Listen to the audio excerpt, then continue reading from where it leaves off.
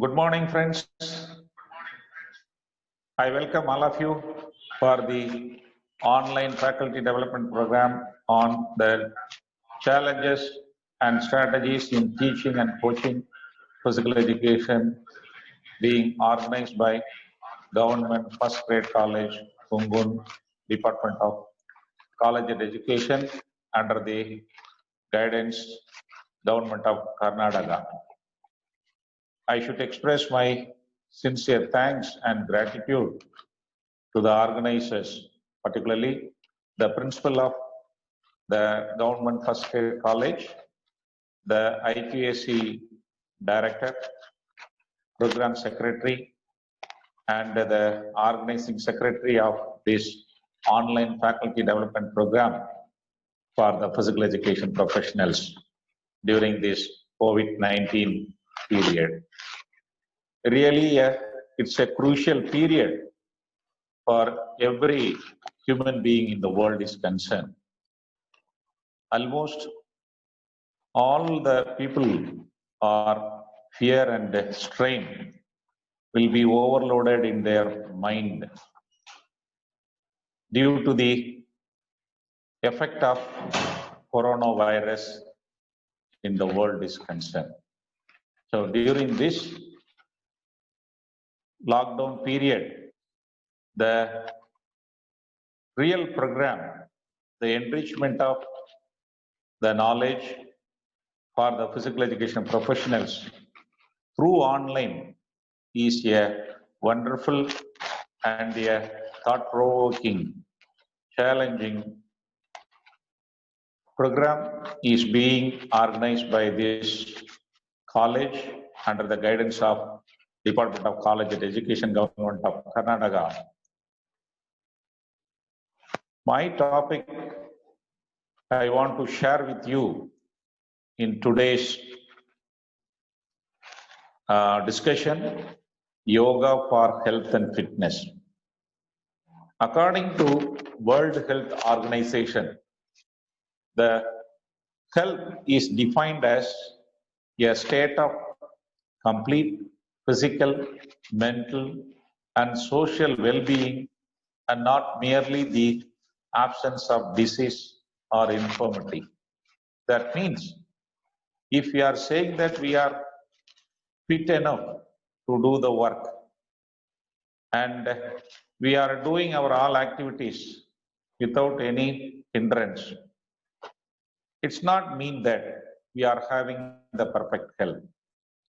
The World Health Organization means it, the individuals should possess a complete physical health as well as mental health, as well as the third component of social well-being is emphasized. The person who is having the three-dimensional physical, mental, and social well-being, then only the individual is said to be possessing a good health. On the other hand, the World Health Organization defines about fitness. It's the ability to carry out the daily tasks with vigor and alertness, without any undue fatigue, and with ample energy to enjoy the leisure time pursuit and to respond to the emergencies occur in the day-to-day situations. That means the one person is having fit enough to do the activities is nothing but not only carry out the day-to-day activities without any fatigue, they are in a position to meet out any challenges that occurs during the emergency period is concerned. In that aspect, during this corona COVID-19 period, we the physical education people should have the courage and the challenges, the firmness in our mind to meet out the challenges which are ahead in front of us. During this COVID-19 lockdown period, Our mind should be focused in the right sense. What Upanishad says, whatever you think, that will be. If you think you are weak, you will be. If you think yourself strong, strong you will be. What we understand from this slide, we keep our mind in a strong and firm position. Our thoughts should be strong. How we can develop our thoughts should be as strong? It's very simple. Yes, psychologists are saying that for a normal human being, around 30,000 to 40,000 thoughts are arising in their mind in a day. In such a situations, what the research reveals, our thoughts, for about 70% of the thoughts are about the past happenings in our day-to-day life. And about 20% of the thoughts are related to future. And only 10% of the thoughts are current situations, what we are doing at present. So, what we emphasize that present thought should be more. We should not focus on the past and future thoughts. For that, one should be aware of doing the simple and the indigenous practice of yoga is the best system during this COVID-19 period to keep ourselves, our body, mind, and the soul to be united. The very, very easy method to follow. That's why in this faculty development program, I want to share some of the scientific principles and how best the yogic practices are useful in developing health as well as fitness of the individuals as quoted by the World Health Organization definitions. So now let us see what is yoga. According to the Patanjali, the father of yoga, he has mentioned Siddha Vritti Nirodhak. That is nothing but, this is a Sanskrit slogan. It is a definition for the yoga. He has simply explained the definition of yoga in 3 words. Siddha means mind stop. Vritti means oscillation. Nirodhak means controlling. So, by means of practice, yogic techniques, one can control the mind's oscillation. That is called yoga. So, it's simply speaking, as I already told, there are several thoughts arising in our minds. We should focus in a particular thoughts. The other thoughts should not dominate in our mind. How we can develop that state of mind in our body or in our day-to-day activities?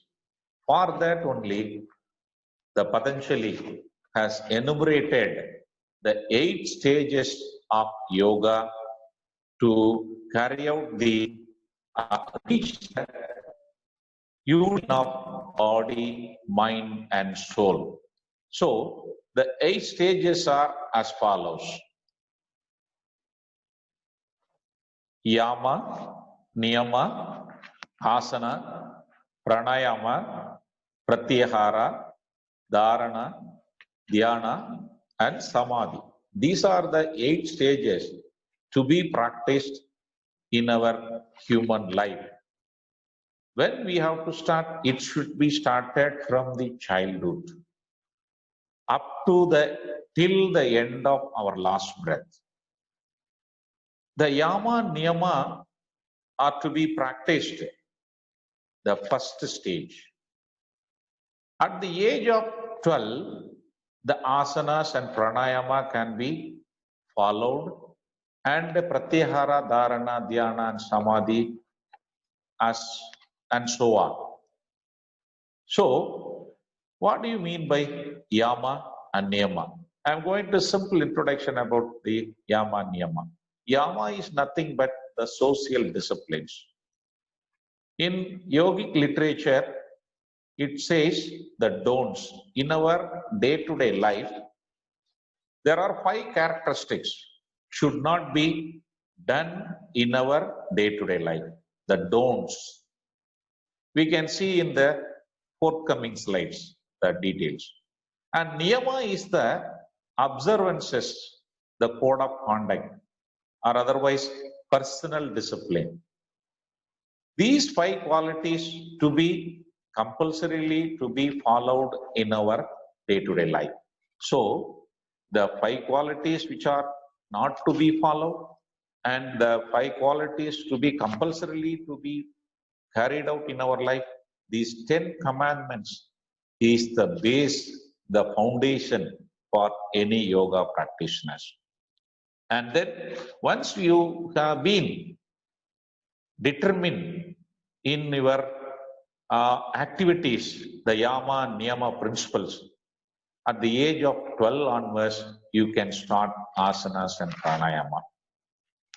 In this session, I am going to concentrate much on asana, pranayama, and dhyana, that is meditation techniques. These are the 3 important yogic practices, the physical and mental oriented practices, which are to be followed to overcome this COVID-19 lockdown period.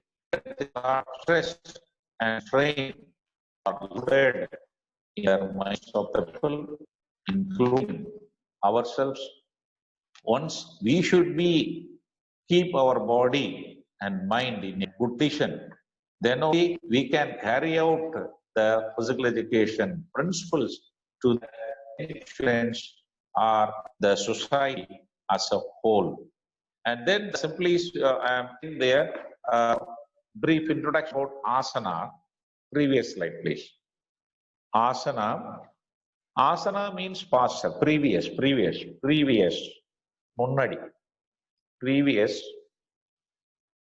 Asana means, keep that. No, previous na munnadi. 8 stages. Keep it that.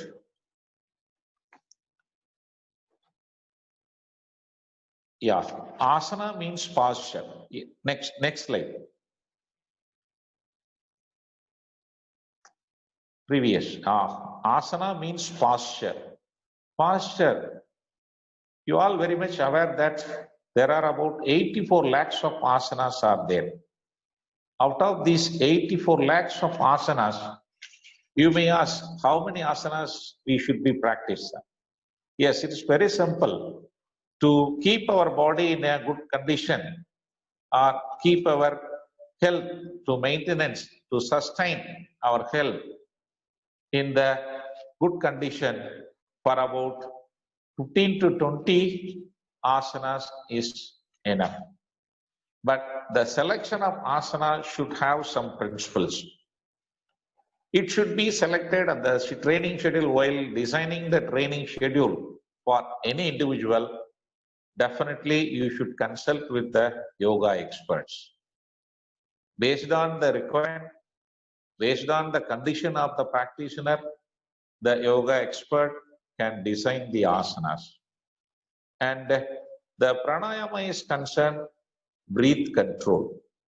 It is very, very important practice for yoga practitioner. It's simply breathing exercise. We will see elaborate way in the forthcoming slides. I am mentioning what is what. Pranayama is a breathing exercise. And then the 5th anga is pratyahara. What do you mean by pratyahara? Pratyahara is nothing but sense withdrawal. Every human beings are having 5 senses. We should not be under the control of senses. All senses should be under our control. That means, for example, tongue, the taste sense. When you are going for any function, immediately they serve, they serve the sweet. You are a diabetic patient. What you should have in your mind, our mind, subconscious mind says we should taste it. But being a yoga practitioner, you should have the control over your mind and you should not take the sweets during that function. You decide yourself or you control your mind not to take. We are having diabetic. In such a way, you have to control over all the sense organs. All the five senses should be under your control. And then the sixth one is dharana, that is concentration. According to yogic literature, the definition for concentration is focusing our mind for about 12 seconds in a particular concept or an object. That means we are focusing, I am focusing a lotus. I am focusing a candle. Next slide, okay? Okay, sir, okay, sir. Yes, dharana is nothing but the focusing of mind for about 12 seconds in a particular object or a particular concept. Where dhyana is 12 dharana is equal to 1 dhyana. That means 12 into 12 seconds. That's nearly, if you are focusing your mind for about 2.5 minutes, that is called 1 dhyana, 1 meditation stage. Then 12 dhyana is 1 samadhi. That is, for about 2.5 hours, a person is able to focus your mind in a particular concept or a particular object. You are said to be in the samadhi stage. After that, you can come back to the normal. So this is the 8 stages definition and meaning of the Ashtanga Yoga, we call it as. This is the ways and means to unite the body, mind, and soul by means of these yogic practices. Next slide, please. Next slide. Yeah, I already told you the yama, don'ts. These are the 5 qualities you should not follow in your day-to-day life. That means ahimsa, satya, asteya, brahmacharya, aparigraha. These are all the Sanskrit words. At central, that is the last column, you are seeing that killing, falsehood, theft, incontinence, greediness. These are the 5 unwanted qualities you should not follow in your life. For that, what you should follow? Avoid violence, avoid lies, avoid greed, avoid lust, avoid adding possessions. These are the maintenance of the social discipline of the individuals in our day-to-day activity. Next slide. Next slide. This is niyama. This is the do's, the maintaining the personal disciplines. These are also the 5 qualities to be followed. Saucha, Santosha, Tapas, Swatyaya, Ishvara Pranidhana. That means Swacha means cleanliness, contentment, austerity, study, absolute surrender. Saucha, that is cleanliness. What do you mean by cleanliness? It's nothing but just we are taking bath, just we are cleaning our body. That's all. What the yoga literature means, cleanliness. Your thoughts should be clean. Your words should be clean. Your actions should be clean. Once your thoughts, your words, and your actions are pure, and clean everything what you are doing in your day-to-day work. That will be a fruitful one. The outcome of the work will definitely yield a very good result. Based on that, while you are looking the very fine results, your mind will be happiness. So always yoga people says that the happiness is within us. Don't go elsewhere and search for happiness.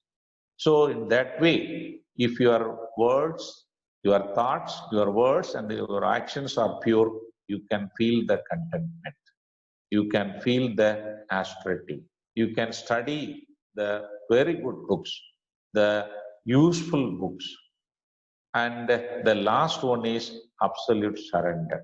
That is nothing but you should have your mind, something beyond our human beings, some supernatural powers which are controlling the whole process of the individual. So in that aspect, that means that is egoistic, avoid egoistic.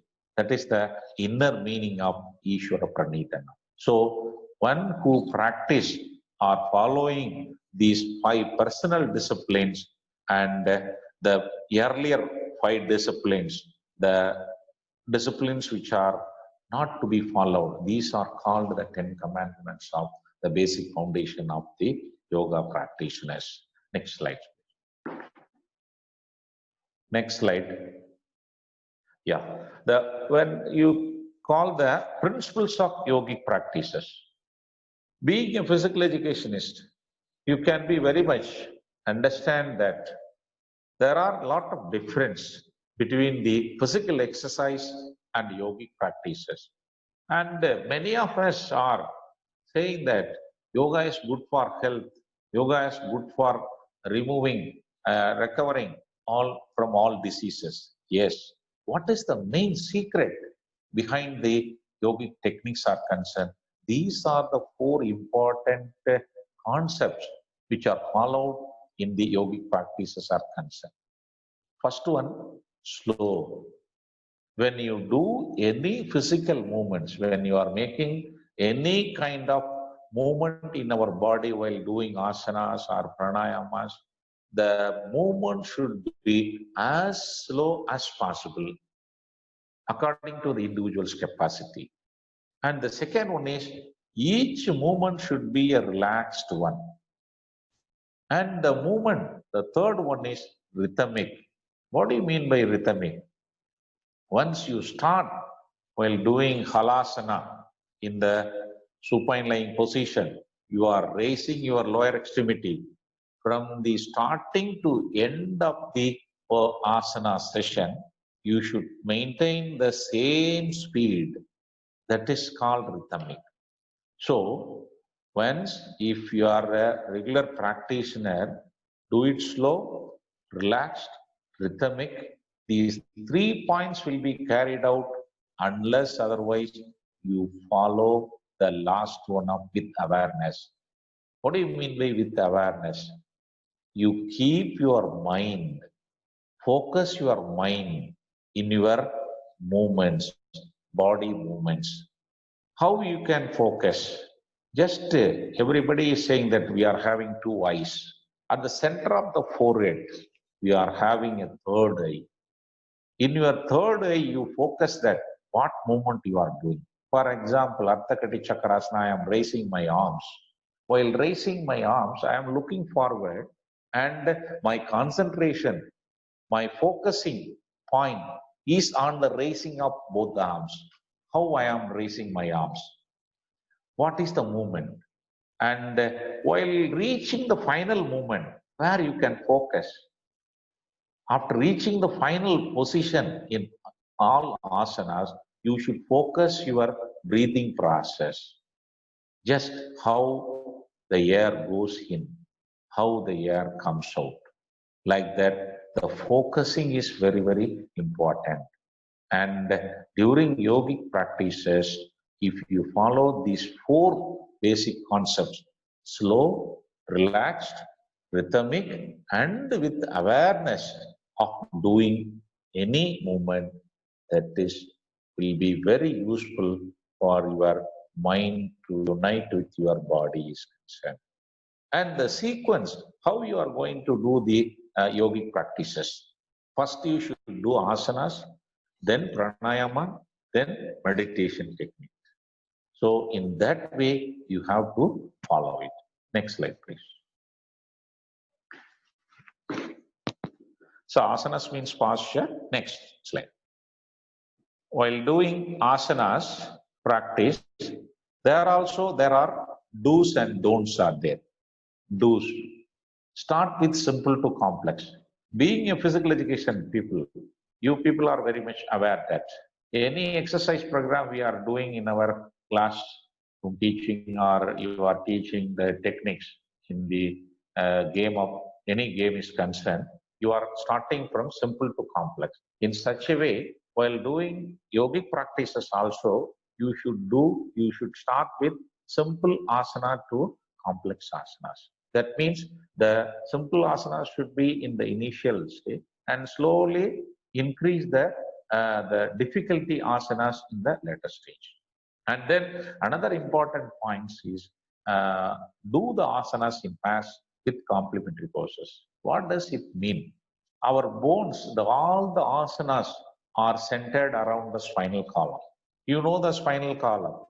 There are 5 segments: cervical, thoracic, lumbar, sacral, and coccyx. So, these spinal column plays a vital role in keeping our body in a good condition. While seeing in my final lecture, you can see 3-4 slides, which is particularly related to the scientific approach of yogic practices. There you can understand better understanding why we are emphasizing the spinal column is keep erect, while the spinal column is focusing while doing asanas. So, while doing asanas in pairs, that means if you do the asanas in a forward bend, the next asana should be a backward bend movement. One asana, if you are doing on left side, the same amount of time you should bend on the right side also. That is called do the asanas in pairs or with complementary poses. And then make the movements only with tolerable pain or discomfort. I am doing Padmasana, first initial stage.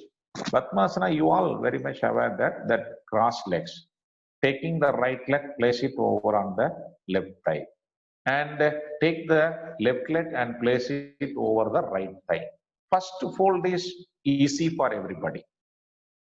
While you fold the right leg over the left thigh is easy. While doing the second stage, bringing the left leg and keep it on the right thigh in the initial stage, many people find it very difficult.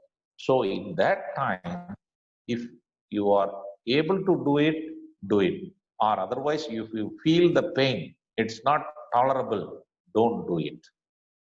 Keep under the right leg itself. That is, we called it as a Ardha Padmasana. In Sanskrit, Ardha means half. So, once you do the right leg over the left thigh for a few days, or 1 week, or 10 days, after that, you try for the other leg, left leg over the right thigh. So, that way, all asanas, you need not reach the final pose in the first day itself, or first week itself, or even the first month itself. You try and do it, whatever the movements, possible joints movement, you can make it at the comfortable pain, do it. If you are not able to tolerate the pain when you are doing any asanas, don't do it. Just you should come back or keep it there itself. That's a very, very important points to be keep it in our mind while doing any asana practice is concerned. And then the other point, keep the breathing rate, heart rate as normal. As usual, normal breathing rate is 12 to 18 breaths per minute, and keeping the heart rate about 72 seconds, and keeping the body temperature for about 98.6 degree Fahrenheit. And the sum of the points to be keep it in your mind, that is under the heading of don'ts. You should not do these points, these activities. Don't jerk your body unnecessarily. Jerk means, that's why I initially told every movement should be a rhythmic. It should not go somewhere fast and slow, fast rhythm. So this should be avoided. And keep the body in complete relaxed position. How you can keep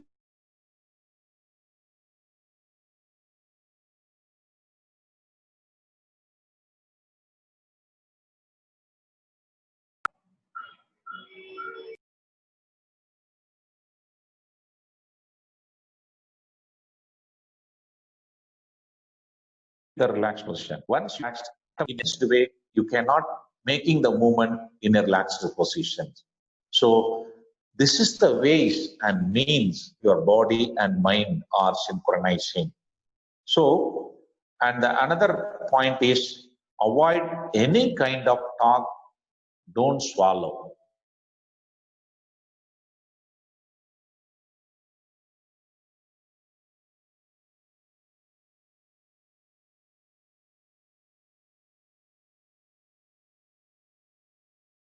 While doing any asana, talk, the Sarvangasana or Bhujangasana, like that. During that time, you should not swallow it. That means if you swallow the saliva, there will be a discomfort in the throat muscles. So that should be, keep it in your mind. And then women should not practice during the periods time.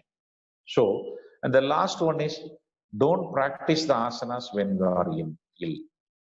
If suppose you are having some kind of sick or any discomfort in your body, don't go for asana practice. After you recover from that illness, and then you can have a practice.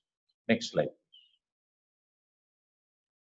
Yeah, this is the training schedule that I have been given. It comprises of 14 asanas. It can be practiced within 20 minutes of duration. Each asana has its own combinations.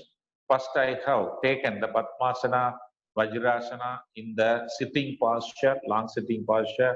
In the final pose, Padmasana and Vajrasana, the spine will be kept erect, should be kept erect. And the Paschimottanasana, the spine is bending forward. And then the Matsyasana, the spine has been backward bending. And then the fifth one, Vakrasana, the spine should be in the twisting action. I can show the pictures at the forthcoming slides. And then the sixth one, Bhujangasana, is a backward bending upper extremity. The seventh one, Sarvangasana, the backward bending at the lower extremity. And then seventh one, Sarvangasana. Sarvangasana, the neck region, the shoulder stand, that is forward bending. And then eighth one, Salabhasana, backward bending. And then Pavan Muktasana, again forward bending. Then 10th one, Dhanurasana, that is backward bending. And then Halasana, of forward bending. Like that, each asana is one after the other. Forward bend, backward bend. Forward bend, backward bend. And then the 12th one, Ardhakati Chakrasana. In this asana, we are keeping the body on the sideward bending, that is lateral side, left and right. And then Trikonasana also, we are having lateral bending and twisting, bending and forward bending and twisting combination. These are the possible movements. These are the 13 asanas can give you the maximum possible range of movements. You can include even 25 asanas also you can include it based on the requirement and according to the time duration available for practice duration.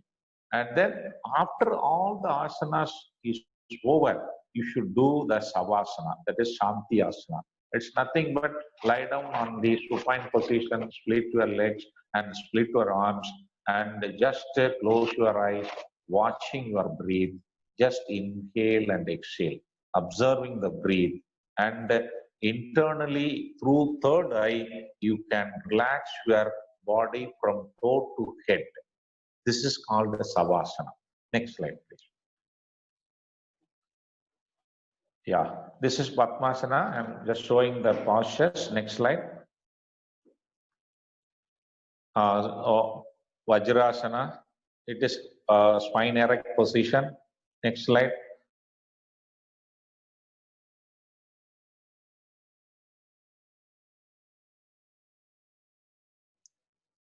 Gautam. Yeah, next slide. Paschimottanasana. This is forward bending. Next, next slide. This is Matshyasana, backward bending. Next slide. This is Vakrasana, spine twist, spinal column. This should be done in both left side and right side. Next slide. This is Salabhasana. The lower extremities should be upward motion. Next slide. This is Bhujangasana, forward bend movement. Next slide. This is Pavan Muktasana. Earlier one is forward bend, backward bending, upper extremity, lower extremity. Now totally forward bending movement. That is Pavan Muktasana. Next slide. This is counter movement for Pavan Muktasana, Dhanurasana. That is backward bending. Next slide. This is Sarvangasana, totally keeping the posture perfectly perpendicular to the ground. See, the head, shoulder, and the upper arm should be on the floor. Our total body weight is loaded on the neck region. It is Sarva Anga Asana. This asana will be very, very useful for whole parts of the body. And during the compression, the thyroid glands and the parathyroid glands will be activated. Next slide. And this is Halasana. This is a little bit compression over the stomach also involved. Next slide. This is Ardha Machendra Asana. In this asana also, that is a twisting asana, which can be earlier one Vakrasana also twisting asana, but in this asana, the twisting will be more difficult when compared to the Vakrasana. It will particularly activate the sciatica nerve, which is passes through the hip bones. The sciatica nerve is the responsible nerve for whole total extremity is concerned. Next slide, please. Yeah, Ardha Kati Chakrasana. In this way, this is lateral bending, either right side as well as the left side. Next slide, please. This is Trigonasana. This is sideward bending as well as twisting. So while doing this asana, we are keeping bending on the upper extremity, but it will activate again the sciatica nerve, which is whole responsible for the total limbs, total lower extremity. Legs are concerned. Next slide. Yeah, after all asanas, take relax. In this Savasana position, you should recall in your mind and you relax yourself by visualizing the part by part of the body in your center of the forehead and close your eyes and watch the toe. I am relaxing my toes. I am relaxing my toes. I am relaxing my legs. I am relaxing my thighs. I am relaxing my abdomen. I am relaxing my chest. I am relaxing my arms. I am relaxing my facial muscles. I am relaxing my head region. Like that, each part by part. I was just a little bit fast, but you should take 5 minutes from toe to head. Each part should be visualized in your center of the forehead. That is Purumutyagraha Drishti, we call it in Sanskrit. So in that region, if you focus and recall that body part and you internally you utter that, I am relaxing, I am relaxing, These are the auto suggestions will infuse your body and mind synchronization. These are the ways and means of uniting your body systems and your mind. In this way, when you are uniting your body and mind by these movements, the thoughts arising, unnecessary thoughts will be reduced. I already told that 70% of the thoughts are past, always we are thinking, and 20% of the thoughts are future, and only we are 10% of thoughts we are keeping the current situations. The due to the yogic practices, asanas, and pranayama, you can increase the current state of thoughts. Next slide. So after this asana practice, then go for pranayama. I already told you, pranayama is nothing but breath control, breathing exercise. It is the science of breath control, how we are going to inhale and how we are going to exhale. And another important concept is keeping the air in the lungs or holding the air in the lungs in the body. That process, that phase is more emphasized. It has its own scientific limitations and the effectiveness too. So prana means air or vital force. Ayama means two meaning, to withhold, to elongate. That means take slow and steady inhalation, and after a deep inhalation, keep the air in the lungs and hold it for some time according to the ratio, and then slowly exhale the air. This is the simple pranayama practice. But there are variety of variations. That only the inhalation process will be changed. Holding the air and exhaling the air through nostril only. You all very much aware that during this COVID-19 pandemic situation, the Medical Council, the World Health Organization, the UNO, United Nations Organization, is emphasizing to keep the body in good condition, particularly the respiratory system. The coronavirus is immediately affecting the nose and the trachea, and ultimately the lungs is the main affecting areas, and makes suffocation, and that leads to the end of the life. So the pranayama practice is a gifted practice for any individual is concerned during this critical situation. The pranayama practice is a very, very simple. If you do the pranayama practices, you can not only enhances the inhalation of air and the oxygen consumptions in the body, and you can increase the immunity power also, and you can coordinate the lung functions, you can coordinate the nervous system functions also. For that, I am going to show some of the slides for your better understanding. Next slide, please.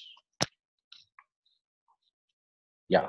While you are doing any pranayama practice, one should understand the ratio of practice. First, the inhalation. In Sanskrit, we call it as puraka. And keeping the air in the lungs, that is called kumbhaka in Sanskrit. Exhalation, rechaka. Why I am telling this terminology? Normally in the yogic literature or anybody explaining puraka, kumbhaka, rechaka, that terminology only they will be using. So for understanding only I have shown that. And then during the beginning stage, the inhalation and exhalation only taught. Don't emphasize them to do the holding period. Keep the slide there. Previous slide. Previous, yeah. After immediately few weeks of practice, slowly introduce the kumbhaka phase and slowly increase the exhalation phase. That means 1:1:2 ratio you should practice. And after a few months of practice, slowly increase the Kumbhaka period another one more time. That is 1:2:2 ratio. And you are master in pranayama practice. In the advanced stage of pranayama, you should do 1:4:2 ratio. That means if you are inhaling the air for 5 seconds, you hold the air within the lungs for about 20 seconds. And then exhale the air for 10 seconds. You just add all these things, 5 seconds inhalation and 20 seconds holding and 10 seconds exhalation. For a single breath, we are taking 35 seconds. So in the advanced stage of pranayama practice, our breathing rate is only 2. So the God has given us, all can do it. God has given us enormous potentials in the respiratory system is concerned. We are not utilizing properly in your day-to-day routines. There are scientific evidences, research findings reveals that we are holding the air only, or we are filling the air in the only half of the lungs only. We are utilizing the 40 to 60% of the lung functions. The gas exchange, why we are emphasizing 20 seconds to hold the air? There are two main important scientific bases. One is more amount of oxygen will be absorbed during that time. And another important scientific evidence is more number of alveoli are involved in the gas exchange. That means scientists say that there are about 700 millions of alveoli are there. We are utilizing only 40 to 60% of the alveoli for gas exchange. While you are doing this pranayama practice properly, scientifically, sincerely, you can increase your the gas exchange to 20 to 25% in their day-to-day normal during course of practice. So this COVID-19 period, the pranayama practice plays a vital role for any individual to strengthen, to maximize the respiratory functions. Respiratory system can be strengthened by means of these practices. Next slide, please. Yeah, while holding the air, how we can hold? And before while taking pranayama practice, the practitioner should understand these three concepts. That is Ida Nadi, Pingala Nadi, and the Sushumna Nadi. Nadi means channel. You all very much aware that the doctors, allopathy doctors, and everybody is saying there are about 72 thousands of nadis are there. 72 thousands of channels within our body. Out of which these three channels, Ida Nadi is nothing but the channel which are passes through the left nostril, Ida Nadi. The Pingala Nadi is nothing but the channel which are passes through the right nostril. The Sushumna Nadi is nothing but the channel which are passes through the spinal column. There comes why I am emphasizing while doing asanas, concentrate on your spinal column.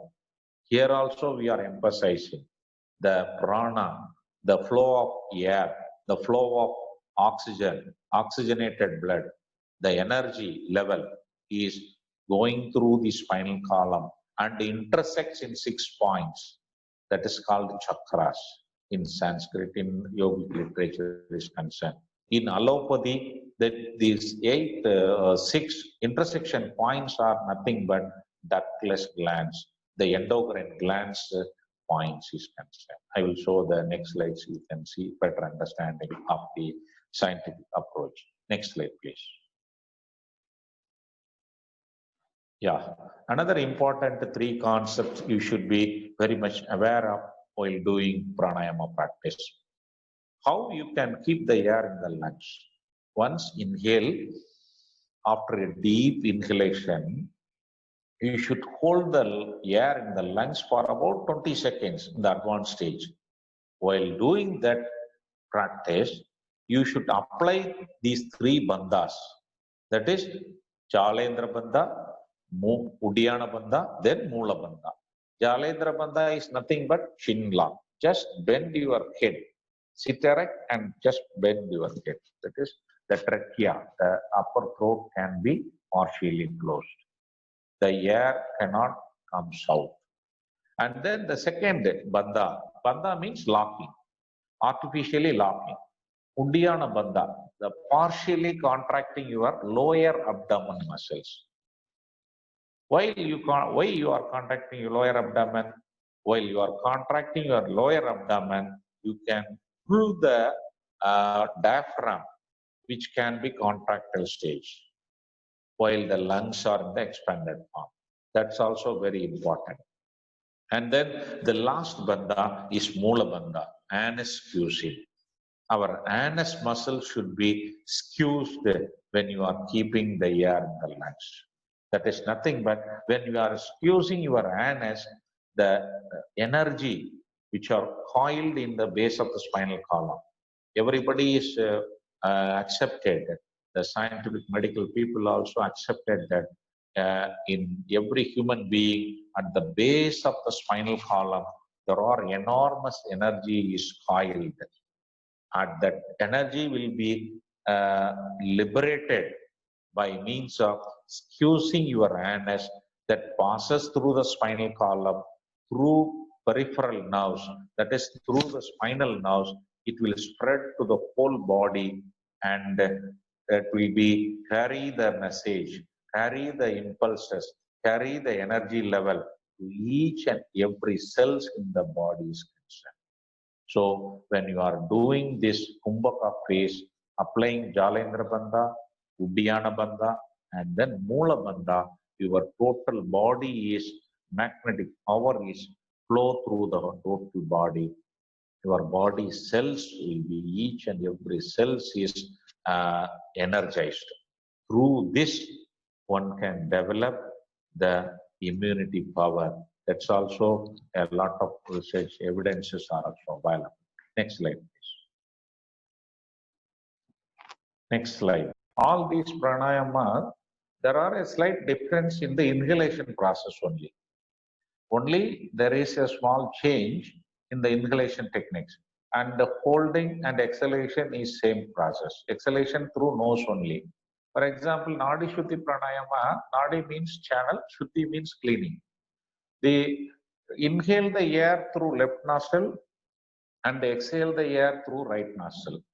And then inhale the air through right nostril and exhale the air through left nostril. This is called one cycle. There are about 10 to 15 cycles can be practiced in a single session. How we should hold the nostril passages. There is another important technique you should understand. Use always right hand. Index finger and middle finger should be closed, and close the left nostril with the little finger and ring finger, and open it. Right nostril will be closed by thumb finger. Now inhale, close it, exhale, and then inhale through right and exhale through left. This is called one cycle. Each inhalation and exhalation should be slow and rhythmic. This is Nadi Shuddhi. And then Nadi Shodhana is same practice and hold the air. In the Nadi Shuddhi Pranayama, there is no holding process. Kumbhaka phase is not practiced. And in Nadi Shodhana, we are practicing Kumbhaka phase. And in the Ujjayi Pranayama, partially closing the glottis. This region, partially close the glottis and making the snoring sound. Like that. These are all by means of internal concentration. We can contract the internal muscles. This is nothing but it is a symptoms of the body-mind coordination. The internal organs are controlled by our sense organs. We can control over the internal minute organs is concerned. So partially closing the glottis and partially closing the lower abdomen. In that condition, the upper region will be expanded. Inhalation through nose only, through both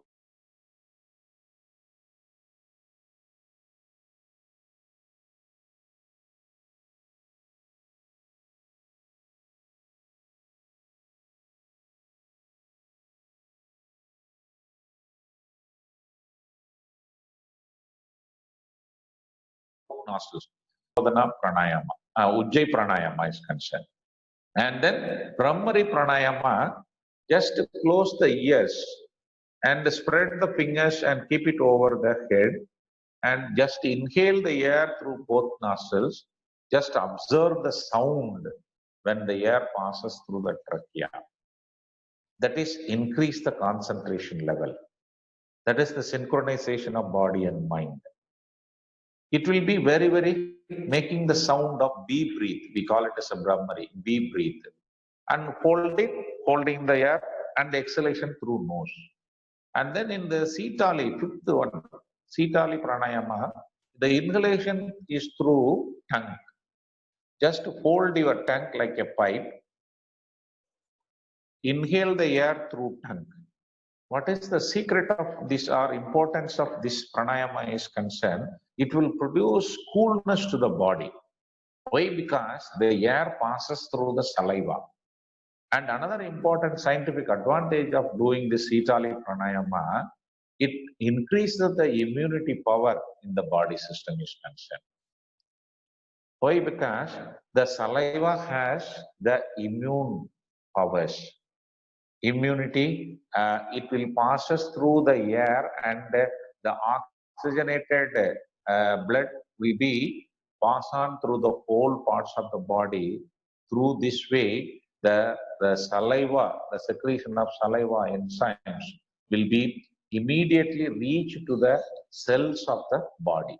Similarly, in Sitkari Pranayama, hold the tongue, upper palate, and clench the teeth and inhale the air through teeth. See? And hold it and exhale through nose. So the Sitali and Sitkari Pranayama is, inhalation is through mouth.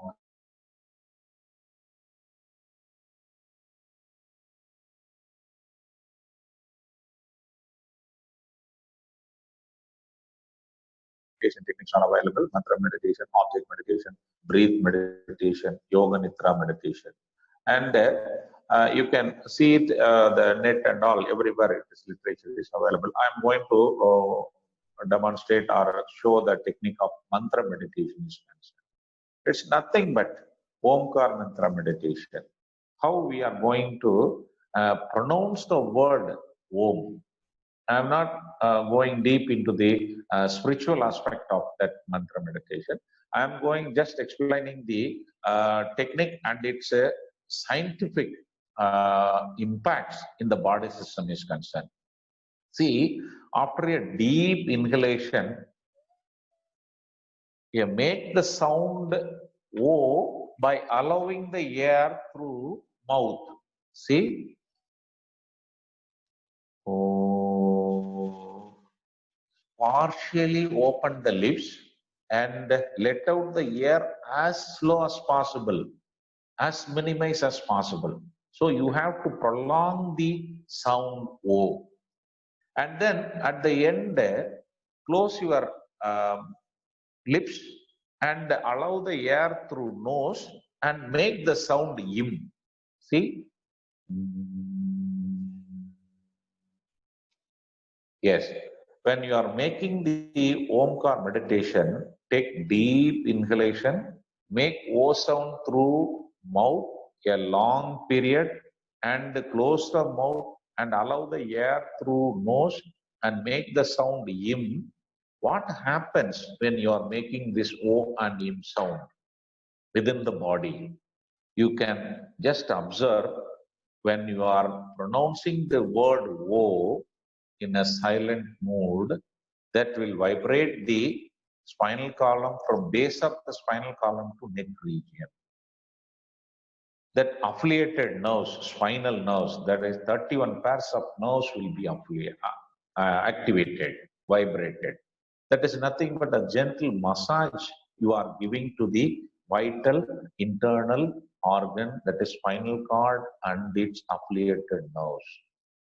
The spinal cord and affiliated nerves plays a vital role in the secretion of hormones and everything. The spinal cord will be connected with the hypothalamus. Everything is interlinked of the autonomic nervous functions are concerned. And then when you are pronouncing the im sound, you are vibrating your head region. The cranial nerves, there are 12 pairs of cranial nerves are there. These 12 pairs of cranial nerves, including facial muscles, facial organs, and the brain will also be gently vibrated. So that is nothing but gentle massage technique you are giving. So in this way, when you are doing the mantra meditation for 5 to 6 times, 6 rounds, that will be enough for 10 minutes. So altogether, asanas 25 minutes, pranayama 15 minutes, and then meditation 10 minutes, around 40 minutes. If we take seats, 40 to 50 or 60 minutes in a session, you can practice asanas, pranayama, and meditations comfortably. According to your time availability, you can increase the training schedule also, or according to your time availability, you can reduce it.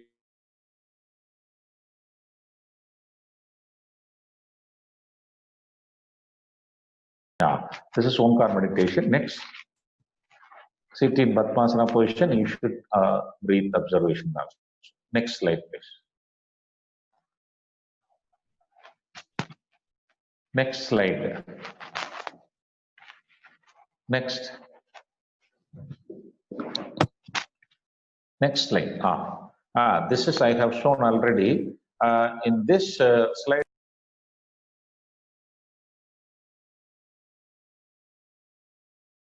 the 6 chakras in the spinal affiliated nerves and its endocrine glands are concerned.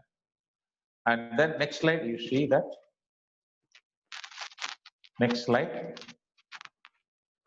Yeah, this is purely the yogic names and the allopathy names. That's it, starting from the base of the spinal column.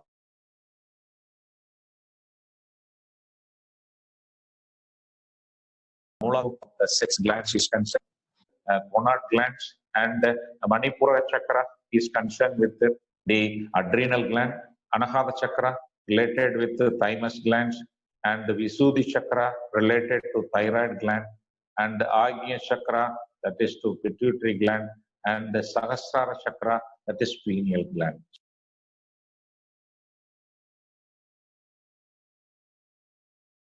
And meditation techniques, you are activating the total endocrine gland system by means of the gentle stretching and gentle massage carried out in the asanas and the pranayama practice are concerned. Next slide, please.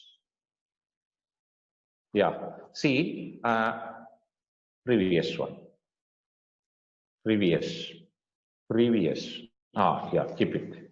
The left nostril, when the air passes through the left nostril, it will give the parasympathetic activation in the nervous system is concerned. In the autonomic nervous system, you might be aware of that parasympathetic and sympathetic. The parasympathetic has certain affiliations in the spinal nerves, and sympathetic activation have affiliation with the some parts of the spinal nerves. When you see the next slide, the right nostril will be sympathetic activation. Yeah, the right nostril passage, the air passes through the right nostril will activate the sympathetic nerve functions, which are located in the center of the spinal column. That is T1 to L2. You can see the picture. That is thoracic 1 to thoracic 12 and lumbar region L1 to L2. That is 14 spinal nerves will be activated. What is the main role of these 14 nerves? This is in turns which activates the left hemisphere of the brain. The right nostril will affiliated with the left hemisphere of the uh, brain, and the left nostril will be affiliated with the right hemisphere of the brain is concerned. So next slide. The main role of right nostril will activate everything. The left nostril will be linked with the 5 cranial nerves and the 3 sacral region, S2 to S4. These 8 nerves will be the responsible for bring down the activities, functions of the all organs. Sympathetic nerves will activate everything with the help of the brain activity. The parasympathetic nerve functions with the uh, affiliation of brain nerves, which will bring